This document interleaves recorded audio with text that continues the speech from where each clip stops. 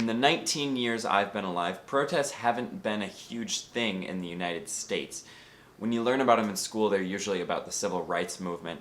But in the past week, since the murder of George Floyd, there has been an uprising of protests all across the United States that's fighting this systemic racism that triggers from all of these murders of black people. And it keeps happening. It's been happening for the past, 5, 10, 300 years? How long has this country been around? And it needs to stop. A black life is just the same as a white life or any life. At least it should be, and it's not. And that's not okay.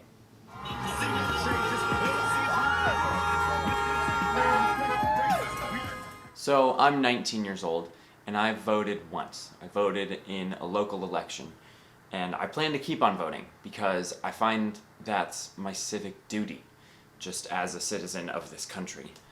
I think I got that from my parents, but lately, with everything that's been going on in terms of protests and Black Lives Matter, I've thought about it, and I've also reached the conclusion that I think protesting and standing up for what you believe in is also a form of civic duty. No justice! No peace! No justice! No peace! As Americans, as citizens of the United States, we pride ourselves on our history. We came from a revolution, we split from Great Britain, from the United Kingdom, the American Revolution. We stood up for what's right, or what we believe to be right, and that's how this country was formed. And yet, here we are, 300 some odd years later, and the people who fought for what was right once are now fighting against those who say for what they believe is right. It keeps happening. And yes, I know that it's not just black people the police are killing, and I'm not saying that it's always wrong, but it is wrong. We have video proof of numerous occasions. One life is too many.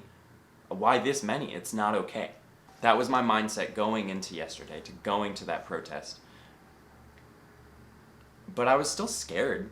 Over the past week, there's been so much footage of violence, both on the side of protesters and on the side of police.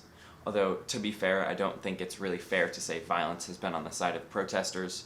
These are peaceful protesters. The people causing violence are not part of the movement. They're other people taking advantage of it. But still, violence is happening and it's existing. And that's scary. And when the people I love in my life are telling me to stay away from it, it's hard to go against what they say and go stand up for what you believe in. But also, I know that I'm a white middle-class male in the Midwest. My privilege is off the charts, and my risk for any amount of prejudice being shown against me is very low. And so, any fear I have, I set aside because I know that it's worth it. It's worth it to stand up for what you believe in. Even to just be a part of that body and be a warm body, just someone standing with them. It was worth it to me. It was important. I felt like I needed to do it at least once. My experience at the actual protest was overwhelmingly positive. There was a group of about 50 of us, some with signs, some without, and the word that comes to mind to describe us was peaceful. It was a peaceful protest. People would honk their support as we went by. There was a dance-off at one point. That was super awesome. And everyone was there to peacefully protest the systemic racism that exists in our country.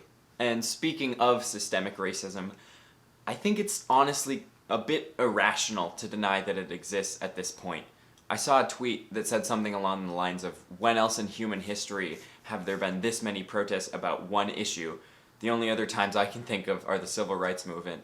When you watch the videos of George Floyd being killed, the videos of that 75-year-old man in Buffalo, New York, and you see the violence inflicted upon them, and then you read the police reports that they release about the incidents, there is a world of difference between what actually happened and what they said happened. And that is what's wrong. The action itself is wrong, and then how the system treats it is what lets it happen. And that's what we need to change. Justice is kind of this hot button word that's thrown around, but it matters. Justice for George means hold these cops accountable for what they did.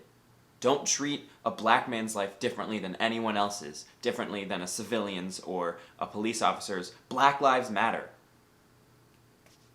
Going to a protest isn't for everyone. I understand that. But something I think needs to be for everyone if this is going to work is being informed. We all need to stay informed. So I'm going to link the news sources I use down below, as well as a bunch of other resources that I've seen on the internet lately and friends have shared. I'm just one kid on the internet sharing his opinion with my camera, and that's not a lot, but it's what I can do. And if enough of us do what we can do, those small parts go to a greater contribution, and that is how we cause change. We need the media and we need good journalism to keep our population informed so we can hold our leaders accountable. Without honest news, without the spread of information, that is how corruptness spreads. It is our job as citizens to hold our leaders accountable. I feel very passionate about that. Protesting is a way of contributing your small voice to the voice of a greater whole. One person standing on a street corner with a sign isn't very impactful, but 50? That's noticed. Someone's going to notice that. And if enough people do that and enough people notice it, you put it into people's minds, and over time, as it keeps going, that's how change gets introduced to a society. That was my first experience at a protest. I highly recommend it.